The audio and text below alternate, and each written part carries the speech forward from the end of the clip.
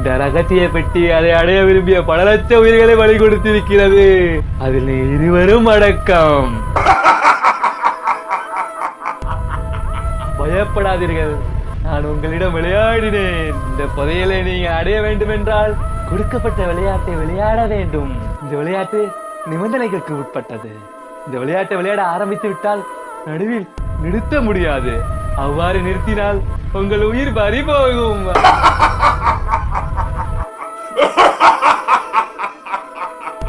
இப்போது முடிவெடுங்கள், புதையலா உயிரா? ஆனா இந்த கேம் எனக்கு தெரியுண்ணே. டே மூடா,